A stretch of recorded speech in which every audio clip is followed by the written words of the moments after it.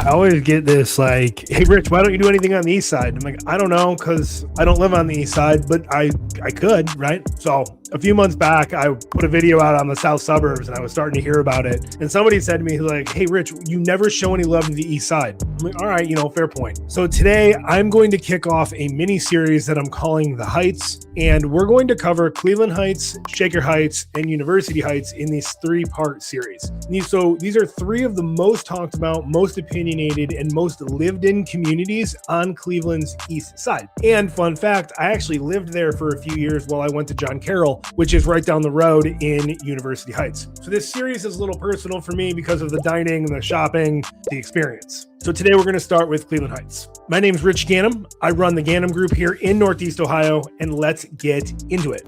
Cleveland Heights sits directly on the east side of University Circle, and it borders Shaker Heights to the south, South Euclid to the east, and East Cleveland to the north. Population of Cleveland Heights is right around 44,000 people, and so unlike the newer suburbs, this is a dense, walkable inner ring community that's been built up almost entirely from the 1900s through the 1930s. Home prices vary, and they vary depending on the source and the block, and as we go, we'll flag you for that. But the character of Cleveland Heights is consistent. Architecture, diversity, downtown feel that's a lot newer than suburbs don't typically have. So today we're going to start with Coventry. This is the first neighborhood everybody mentions, and it's Coventry Village. Most of the buildings here went up between 1913 and 1933, and in the early 1920s, it was a thriving Jewish apartment district, and that community defined the neighborhood into the 60s. Then in 1967, Coventry became the epicenter of Cleveland's countercultural scene. People called it Cleveland Hawkesbury, and the identity kind of never really left.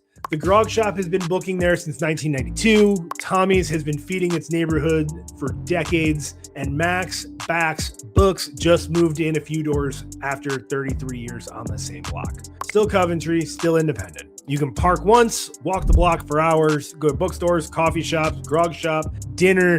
There's a few places that have left Cleveland that you can do that. Then we'll head to Cedar Fairmont Hill, right there up on the hill. And this is the gateway between University Heights and the rest of Cleveland Heights. Fairmont Boulevard itself is a National Register historic district. That's 130 acres that was listed in 1976. Development here started in 1906, and almost every major Cleveland architect of the era has a building on this street. So we were thinking like wide median running down the middle of the boulevard that used to carry streetcars back in the day. Now it's just grass and trees. That's why this street still feels so grand and majestic. It's not frozen in time. There's an $83 million mixed-use development called Top of the Hill that's also under construction right at Cedar and Euclid Heights Boulevard. There'll be apartments, retail, and some green space, and the corridor is always ever still changing. If Coventry is the counterculture side of Cleveland Heights, then Lee Road is where you're going to go to dine. You have Murata's that's been serving Italian there on Lee Road since about 2000.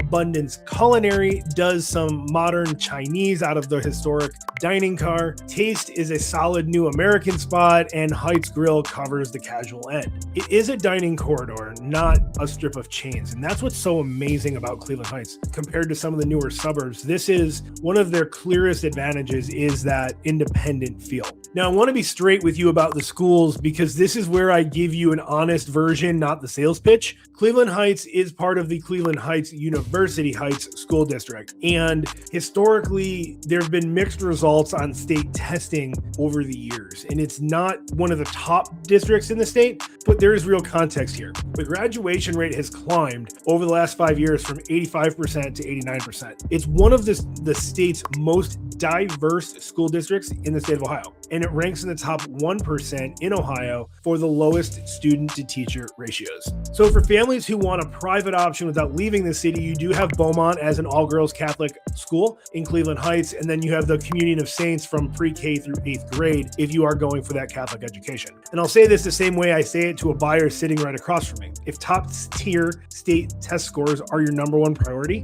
this neighborhood, this community probably isn't what you're looking for. But if you want value, diversity, outcomes, and all within those city limits, it's a real conversation. Now, the thing that a lot of people joke about constantly here in Cleveland Heights, Shaker Heights, University Heights are the stop signs. Like you drive around Cleveland Heights and you'll notice something, and it's a lot of these like diverging intersections where there's multiple streets coming together in like this stop sign roulette. It's not a vibe, like it's literally part of the culture and the history of the Heights. And there have, since 2010, there have been some serious crashes along the way. And there's a neighborhood traffic calming program that has been working since 2024 to install some roundabouts in the neighborhood to kind of make it a little bit safer. But that intersection is really it's like hard culture, right? It's hard culture. So is Cleveland Heights the right move for you? Well, if you want walkability, history, and historical context, if you're artsy and diverse, it's a really, really hard to beat place. But if you want newer construction,